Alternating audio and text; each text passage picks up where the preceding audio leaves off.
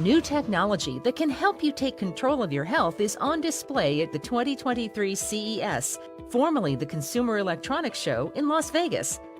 There are smart toilets that analyze your urine to monitor for illnesses. Mirrors have been developed to track the health and hydration of your skin, and toothbrush attachments can make sure you're getting a thorough cleaning. There's even a pillow that adjusts your head's position when it detects snoring to help you get a better night's sleep. Retailers who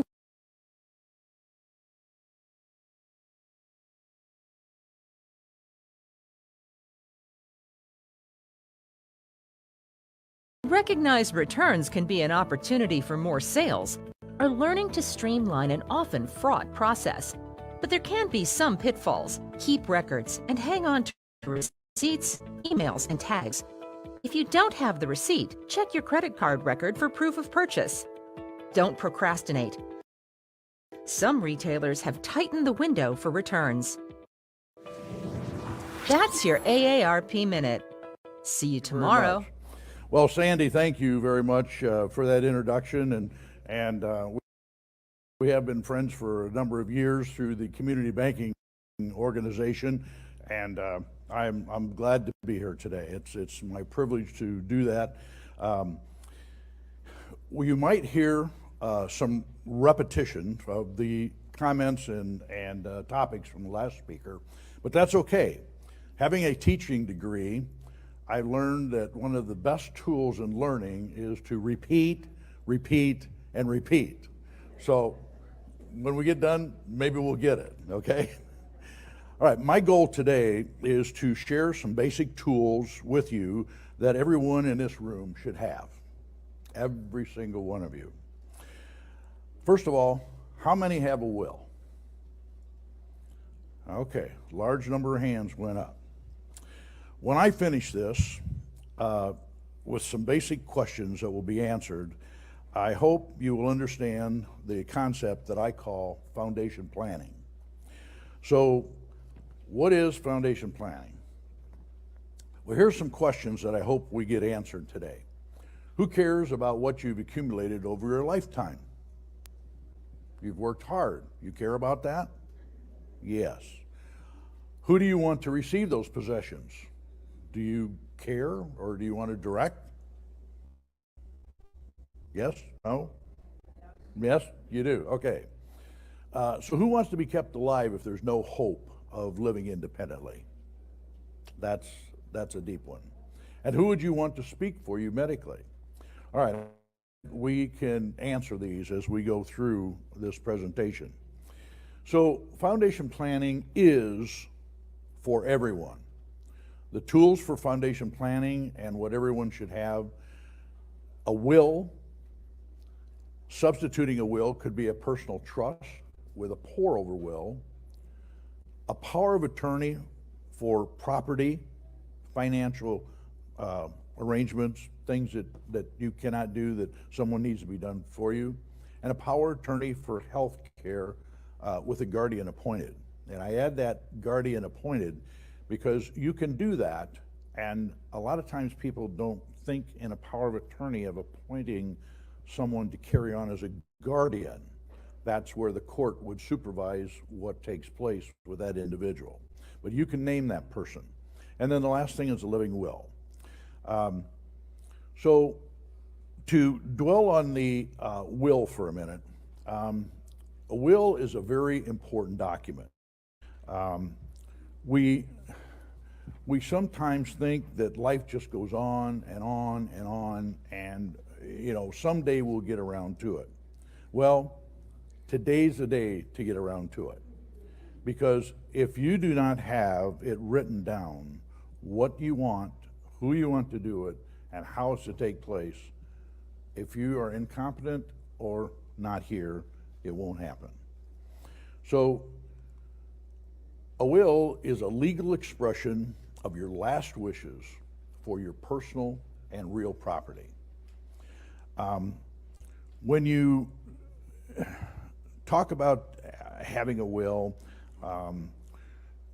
some people may want to deal with charities. Some people may not have any children. They may go on to cousins or aunts or whatever. If you do not have any children, which is the assumed way of passing on an estate, nobody knows what you're thinking or what your wishes are. So you need to spell it out, and you need to have the right to be creative. A lot of times we talk about some laws or regulations. You can be as creative as you want to in disposing of your assets, as long as you follow within some of the rules.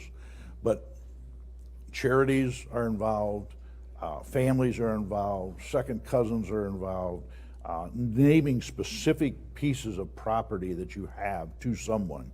That all requires that it be written down, documented. The best way to do that, and to make sure you're covered with an attorney.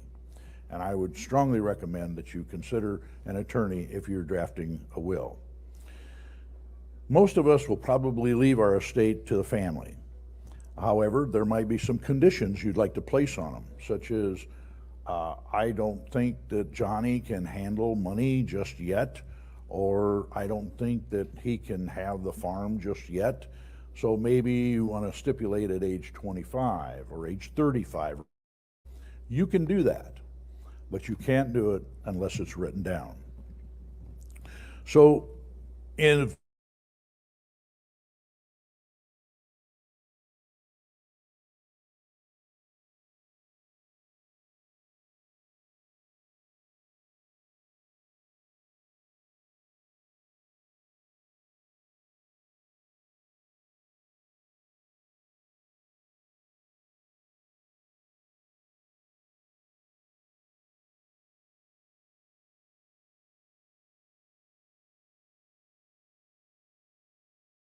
talk about personal property, real estate property, your jewelry, your car, your money, your CDs, brokerage accounts, your real things that are kind of anchored down, your real estate, your house, your lot, farmland, things like that. So actually two different things to deal with in an estate. What is intestate? Intestate is dying without a will. Can you transfer property without a will? Yes, you can. You want to look at the ownership of all of the different assets that you come into play with. Joint with the right of survivorship, that will pass an asset on to whoever that joint owner is. Do you need a will to do that? No, you don't. The legal registration of that document precedes the will. This does not provide necessarily the flexibility of dealing with the property during your lifetime, but it does transfer the property without a will. And let me give you an example of that. So in a will, you can designate specifically what you have to a person that you want to have it. But during your lifetime, you'd like to continue to deal with it. You may sell it, you may buy something else, you may trade it. Whatever you want to do, you would need to get the other joint owner's permission and agreement to deal with that property. So that's why it would be better to leave that in a will to the person you want to have it, rather than having a joint ownership. I just wanted to point out to you that yes, you can transfer property without a will. Without a will, a court would appoint an attorney and administrator to handle your estate. They will determine your assets, who your heirs are. They'll file the petitions for handling the disbursements. This is called probate. And probate was established as a way to transfer property. So a lot of times we don't like probate. Why don't we like probate? Well, first of all, anything you put in the courthouse is a public record. So those records, the will, who your heirs are, what the value of your estate is, that's all public record. Now, I doubt if very many of you go around the courthouse looking up people's estates to see what they have in them. It's just not done. But it could be done. So one of the ways to get around that is with a trust. And when we get to talking about the trust, we're going to hold off for just a second of that. Without a will, the assets that are jointly owned or without a beneficiary, the court will then appoint an administrator, okay? And that administrator will then do whatever the laws of the state is. They have to follow it if you don't have a will. And every state is different. There are no two necessarily the same. Okay, so what is your authorization to act? You can't just say, hey, I'm the executor, and the bank go along with whatever you want to do, or to the insurance company. You need a letter of office, which is what you get as the executor of a will. As an administrator, that's without the will, you get appointed a letter of administration. There may be a petition filed for an independent administration. Now that's where the court is not supervising or looking over everything that you do. A person can go ahead, follow the direction of the will, report back to the court the actions, what happened, and ask to be dismissed at the end. Now, under independent administration, you just pretty much go along following the will, doing what's necessary. An heir can object to independent administration, and in that case, it only takes one. The court then would supervise the executor's actions and or the administrators. They have to oversee what's being done in dealing with real estate. You have to get permission to sell, you get appraisals.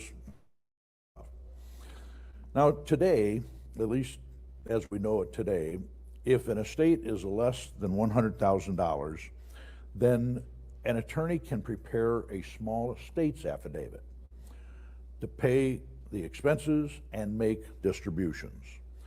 The affidavit is your authority, and generally a funeral bill and attorney expenses are priority liens, but all of the liens need to be satisfied first before you can close out the small estates affidavit. This is a way to do it without going and involving the court and a lot of paperwork, but it needs to be less than $100,000. Remember, without a will, a court decides. Without a will, generally one half would go to the spouse of the estate and one half would go to the children. Now, if there were no children involved or a wife involved, then it would follow the bloodline. And the bloodline would be the grandparents, the grandchildren, the aunts, the uncles, nieces, and nephews. That's the continuation if we do not have a wife or children involved. Okay, can you draft your own will? I thought I would touch on this because, you know, some people just don't like to pay attorneys or go see an attorney. I really recommend that you do. It's not that expensive. But yes, you can draft your own will. It's a very serious business, and you don't want it to be interpreted wrong. Language is very, very critical in drafting a will. Again, you must know who you are, be competent. You must know your assets, and then you must have two competent, disinterested parties sign the will along with you. I want to mention, and it's very dangerous to do this, but it can happen, and there are situations where it needs to happen. You can have a situation where somebody is terminally ill and it's like a weekend and they don't have a will. You can gather a couple of people together. The person is competent to talk. He knows his bounds. He knows who he is, but it's terminal. He's going to die. At that point in time, you can write it out on a piece of paper, have the witnesses sign, have him sign, and it's a legal document. Okay? So there are exceptions to everything today. Transferring property without a will. You always want to look at the ownership of whatever you're dealing with, whether it's a brokerage account, whether it's a CD, whether it's a piece of real estate, your house, whatever. There may be language in the title that leaves it to someone else. It could be for your life, but then it's going to go somewhere else. or it could be a joint ownership with a right of survivorship, or it could be a joint tenancy where it's tenants in common, 50% is one person, 50% is the other person. It doesn't necessarily go back and forth, but there is a joint tenant involved. That clouds the title a little bit and does not allow you to just transfer it on your own. So we need to look at the legal title or registration and how things are owned when you go talking about transferring without a will. Your estate is owned jointly with another person, as I mentioned, like with furniture, cars, CDs, etc. You could have a bankrupt estate, and let me explain that. There's always the last medical bills and funeral bills that need to be paid.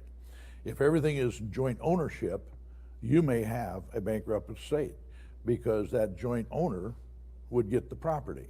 Therefore, no cash to pay any of the bills or to settle up any of the last fees or attorney's costs.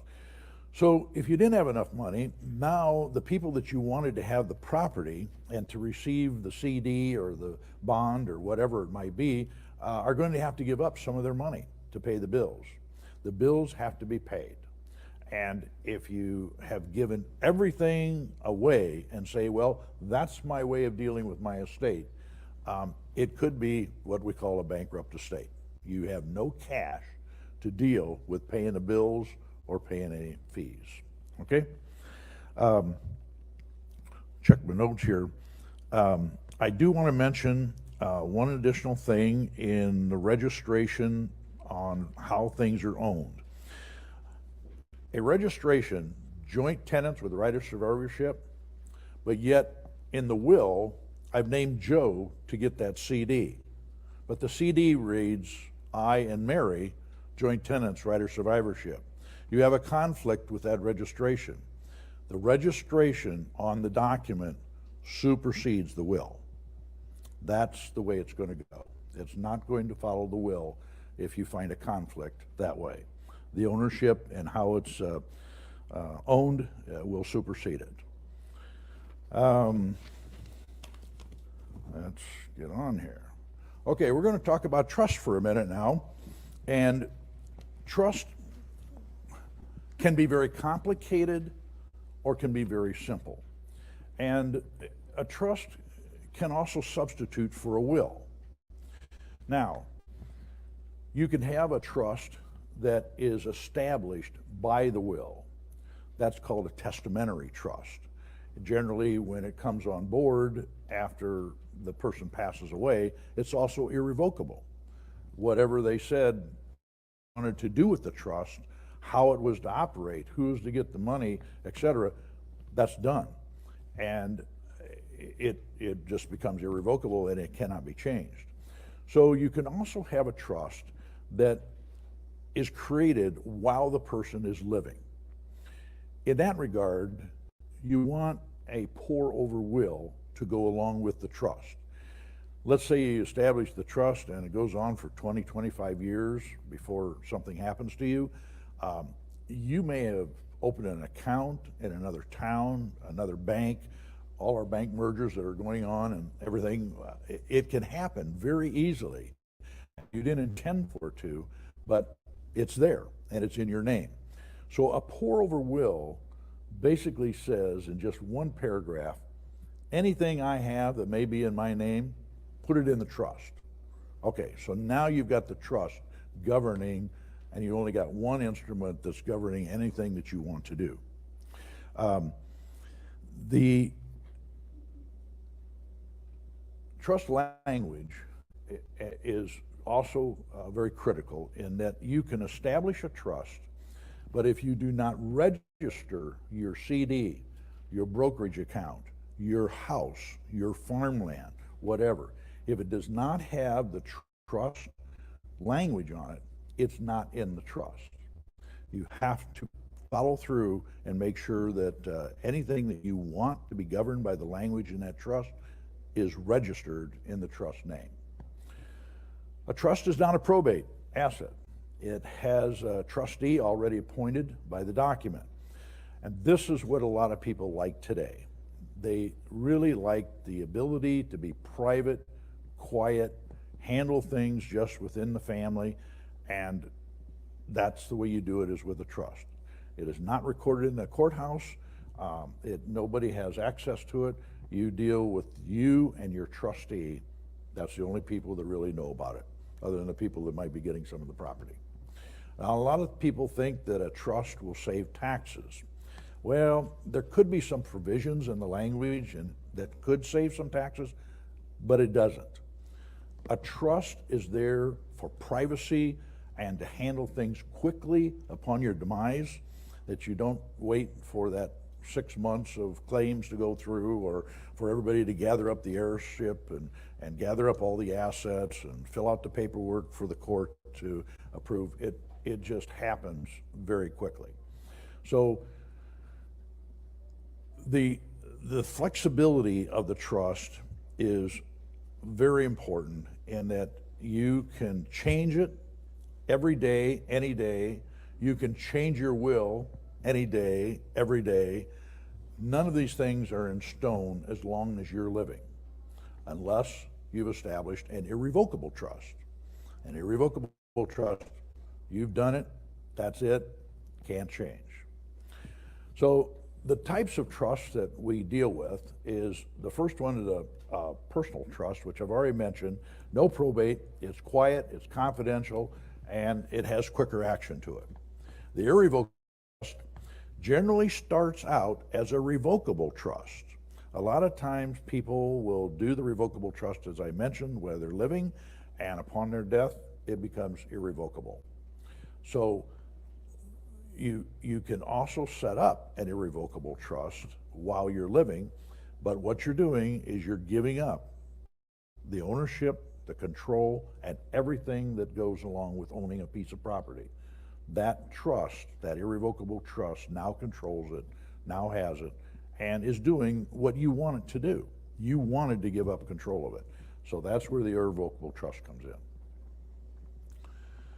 A land trust. A land trust is rather unique to Illinois. We don't have a land trust in every state in the union. There are several, but it's generally to hold deed to a piece of property, therefore avoiding probate in that state. We are a more global society today, let's put it that way. We travel to Florida in the wintertime, and we're here in the summertime, and we're all over the place. And we may buy another vacation home or buy a piece of property somewhere. If you die and that property is in your name, you will need to clear that title with a probate in that state. So you could have a probate in Illinois, and you could have a probate in Florida, Arizona, New Mexico, whatever. If you have it in a land trust or in your personal trust, then it becomes personal property to that state, and you would not have a probate there. You would have a probate only in Illinois. So you're saving a few $100s or a few $1,000s, whichever the case may be. So that's rather unique to Illinois in a land trust. Now here's some things, just some figures for you that I picked up recently that have come out for excuse me, that's supposed to be 2023. A little farther down the road there.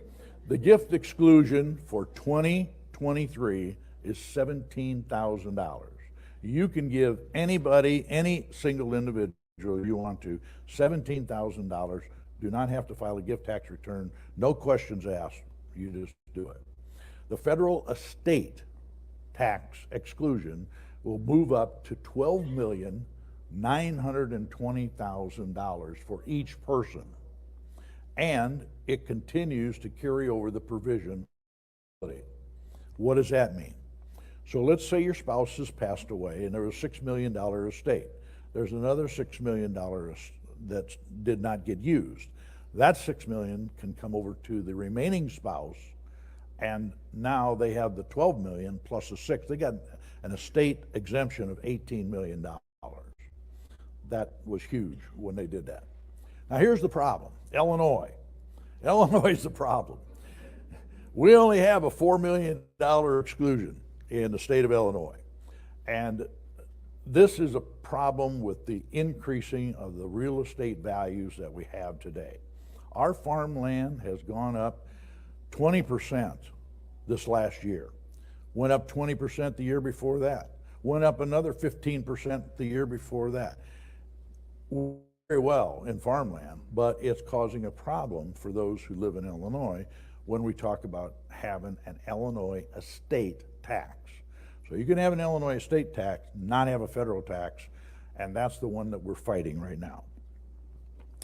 I would share just a couple other figures that aren't on here. The IRAs are going to $6,500 for 2023, and then your $1,000 for those over 50. Your 401ks are $22,500 with a catch-up provision of $7,500. That is huge. They really jumped that catch-up provision for those that are over 50 years of age. That basically means you can put about $30,000 away with a 401k plan. All right, let's talk about power of attorneys for a little bit. How am I doing on time? Guess I'm okay for a little bit. So if we have a will or a trust, do we need a power of attorney? Yes. A will doesn't do any good unless you're dead. Okay? A lot of people say, well, I put in a will for John to take care of that, and so he'll just take care of it. Well, not if you're living, he won't. A trust, no, you could pass that on to someone else to take management or be your agent. But a power of attorney is really critical for property and health care. And I just can't say it strong enough that we walk out of here today and who knows who's going to get hit with a truck. It can happen, and we don't think it's going to happen. We feel pretty good sitting here today, but it could happen. You need the power of attorney because you may not die. You may just be incapacitated. You may have an injury that lasts for 6 months or maybe 2 years before you come back. So the power of attorney for property will allow somebody to take care of all those things, pay your bills, take care of your license plate sticker, do all those kind of things for you if you are temporarily impaired. A stroke, a heart attack, those are all things that could happen. The other one is the health care power of attorney. The healthcare power of attorney is really critical today in our nursing services, in our hospitals, and our doctors, our clinics, because they just won't do anything unless somebody has the power to speak for you. If you can't talk, somebody's going to have to authorize that surgery, or somebody's going to have to authorize, cutting your arm off, or cutting your leg off, or whatever. Somebody needs to speak for you, and that document is very important. So what are some of the different powers of attorney? We have the durable power of attorney, which will carry through incapacitation. So if somebody is not dead, it will follow right on through. The general power of attorney is generally one that just takes care of financial arrangements, paying bills, transferring money, buying, selling property, things like that. Your limited power of attorneys, those are things that are just for very specific items to do. Sign a check, make deposits, pay a bill. We then have a real estate transaction too, which we're going to cover down in just a minute. The medical power of attorney that I already mentioned, when the principal chooses whether to provide comfort food or nutrition, but also or not to provide the artificial means of support for life, that medical power of attorney is very, very important. And you want somebody that you trust, that knows you, that knows something about you, how you think, how you feel, how you do your daily activities, to speak for you in that regard. A living will was touched on earlier. A living will is where you have a terminal illness and it allows somebody to just pretty much pass on naturally without any additional sustaining measures to keep them alive. I mentioned the real estate power of attorney. There's also another one that people don't think about, and that's a minor child power of attorney. This allows the appointment of an agent to basically take over the parental rights. Let's say that somebody's going to be in the military for a while, and they're going to be gone for 6 months, 9 months. You've got the parents, or you've got the spouse, or somebody back here. You want to give them your power of attorney so that they can take care of the things that need to be taken care of for that child, because you may not be available to do so. That's the best example I can come up with. And the last one here, I have a spouse. They can sign for me. No, they can't.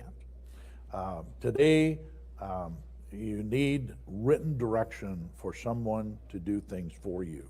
Now, if it's a joint CD, well, yeah, they can pretty much do the joint CD, but no, you need a power of attorney, even for the spouse, to take care of things for you. All right, so let's review one more time. I hope that as you walk out of here, you will take very seriously the need to get a will, a power of attorney for property, and a power of attorney for health care. They're just a piece of paper, and as long as you're living and doing well, doesn't change anything at all in your life, but it protects your family. It protects what you want done rather than having the state to say what could be done. Now, if you do it, and they give you this nice envelope, and you take it home and you put it in your desk or in a lockbox, it doesn't do anything. So it won't function if it's sitting in an envelope.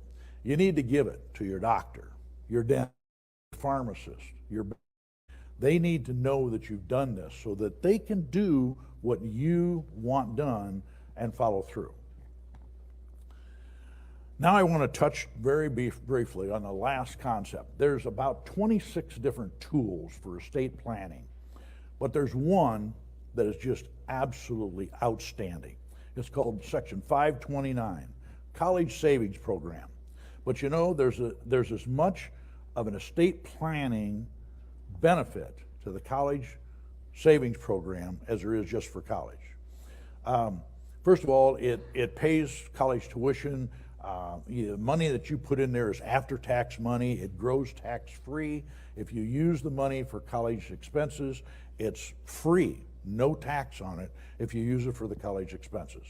In Illinois, we had a mess in the beginning, but they finally got it straightened out, and we now have brokerage accounts with T. Rowe Price. Union Bank and Trust takes care of the prepaid tuition programs, and our savings program that we have is with Bright Directions. So those are the people that are taking care of the funds for Illinois. I'm going to tell you why it's important for Illinois in just a minute.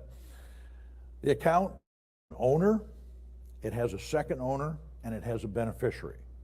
So if something happens to you, there's already a second owner in place. The funds remain tax-free as long as they're used for expenses. Also, some expenses for high school and grade school. But you want to be careful in those early years that you don't use up a lot of the money. You put money in, and you do not get a tax deduction for it. However, the interest does grow tax-free as long as you use it for college expenses. If a student doesn't use the money, we can pass it on to another sibling and a family member. The money can also be used for graduate school and education up to the age of 35. So the amount that can be contributed from each individual is $17,000. And any of you can contribute to my college education fund. You don't have to be a parent or a child or a sibling or anything like that. Everyone can do $17,000 for year 2023. Now, several states and Illinois has a cap on it. The most we can have in any one account is $500,000. What is the benefit of using the Illinois program? Every state has a college savings program. One of my children ended up with one out of Virginia, which is with American funds. I primarily did that because it had a better return at the time that my kids were going to college, so that's why I used that one. But in Illinois, if you use the Illinois program, you get a credit on your income tax return to the amount of our tax rate. The tax rate in Illinois right now is 4.95%. So the limit is $10,000 per person, $20,000 per couple, that you can contribute and get a tax credit on your Illinois income tax return. And that's huge.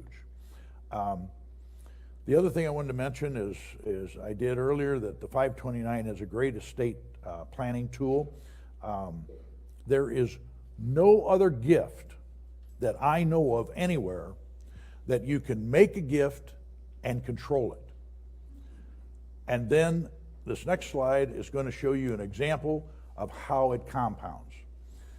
A grandparent has an estate tax problem due to Illinois. That's supposed to be $4 million. Sorry for the error there. They have 5 grandchildren. Each of them can make $17,000 contribution to their plan. So you take grandma and grandpa times 17,000, that's 34,000. You take the 5 grandchildren times the 34,000, that's 170,000. Now you do it for 5 years. That's the other benefit of the College 529. You can fund 5 years up front in one contribution. So you take that times 5 years, that's $850,000 that can be removed from the grandparents' estate and given to the grandchildren. Who wouldn't want to do that if you have a tax problem? So we take that $850,000, we put it at 10% interest for 10 years, and it just grew to $2,308,356. The average cost for a newborn today going through 4 years of college is about $170,000. It's huge, it's big time. And these costs have just gotten away from it. So this is a tremendous piece of legislation that came to us. Don't know who drafted it, but he certainly had his head on straight. And we not only have an estate planning tool, but we have a great savings program, and one that you can control until at least age 35. So thank you very much. It's been my pleasure to share these information with you. And if there's any questions, I'd be glad to take one.